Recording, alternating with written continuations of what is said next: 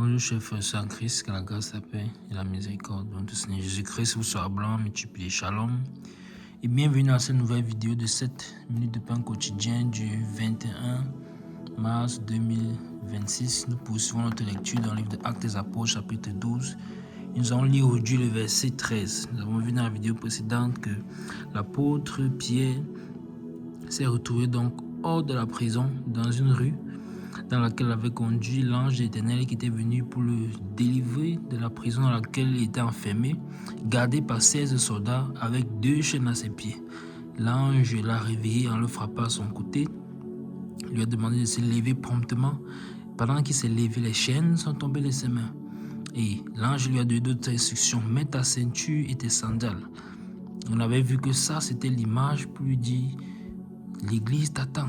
Après l'avoir frappé au côté, l'église t'attend. Tu n'as pas terminé ta mission. Porte tes chaussures et va annoncer l'évangile. Va proclamer la parole de la vérité, justement, mets ta ceinture. Et la prochaine instruction que l'ange lui a donnée, c'était: enveloppe-toi de ton manteau. Et on a donc vu que, justement, le manteau qu'il a reçu du Seigneur, il fallait qu'il puisse le mettre à exécution. Il est donc sorti avec l'ange, la porte devant eux de la prison. Ils ont traversé la première garde. Pourtant, l'apôtre Pierre dormait entre 2 soldats qui n'ont rien vu, qui n'ont rien senti, qui n'ont rien entendu, qui étaient certainement eux aussi plongés, comme on peut dire, dans un sommeil dans lequel l'ange les a conduits. Parce qu'un soldat est formé pour ne pas dormir, puisque le prisonnier peut pouvoir ou vouloir s'échapper à tout moment. Donc, mais ils ont traversé ensuite la première garde et ensuite la seconde, et devant la porte de la prison, donc la porte s'est ouverte toute seule. L'ange l'a conduit donc dans une rue, et c'est là où l'ange l'a quitté. Et donc là, il fallait qu'il se mette en mouvement. Et le verset dans le précédent nous a fait savoir que quand il est revenu à lui-même, comprenant que ce n'était pas une vision, parce que c'est ce qu'il pensait dès le départ, quand il a donc compris que ce n'était pas une vision, il a réfléchi: où est-ce que je dois aller? Il a dit: j'irai dans la maison de Marie, la mère de Jean, surnommée Marc. Et on a vu que dans cette maison-là, il y avait les frères et sœurs qui se trouvaient en train de prier. Vous voyez? Et le verset 5 nous avait déjà clairement dit que l'église ne cessait d'adresser à Dieu des prières pour lui. Donc regardez donc ce que ça va être comme joie pour eux de voir que leurs prières en live ont été exaucées. Si Pierre dormait dans la prison, ça veut dire que c'était la nuit, c'était l'heure de dormir, c'était pendant la nuit. Mais eux donc, ils veillaient dans la prière. Et encore une fois de plus, ça nous a rappelé que ce chapitre 12 nous met l'accent particulier sur le fait qu'en tant qu'enfants de Dieu, nous devons avoir une vie de prière. Et donc, qu'est-ce que ce verset 13 nous dit? Le verset 13 dit ceci: il frappa à la porte. Donc, il est arrivé à la maison de Marie. Il frappa à la porte du vestibule. Et une servante nommée Rhode s'approcha pour écouter. Amen. Donc, l'apôtre est arrivé. Il a donc pris le chemin et il s'est approché. Il s'est approché de la maison de Marie. Et dans cette maison-là, le verset précédent, le verset 12, on avait clairement fait savoir que les frères et sœurs étaient en train de prier à l'intérieur. Et quand il est arrivé, il a frappé à la porte du vestibule. Et qu'est-ce qui s'est passé?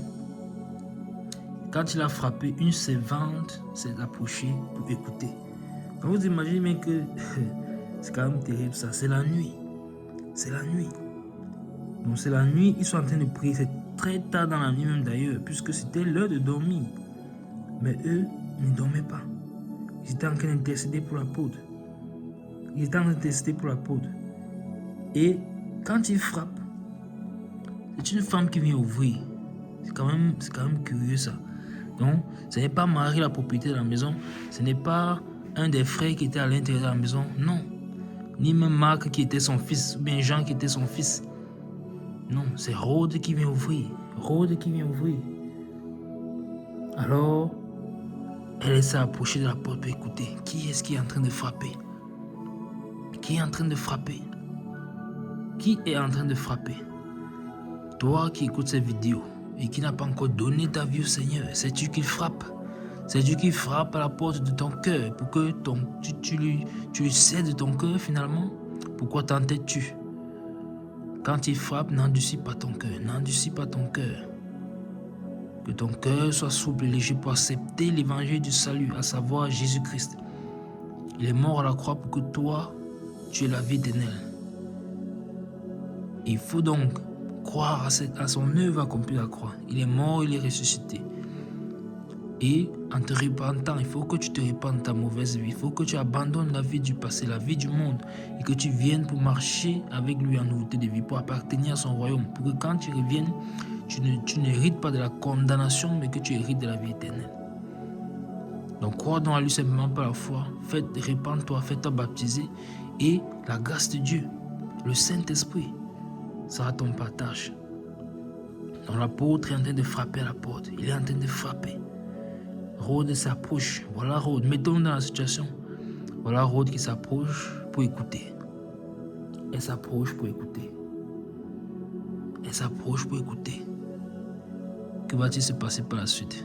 Nous le verrons dans la prochaine vidéo par la grâce de Dieu.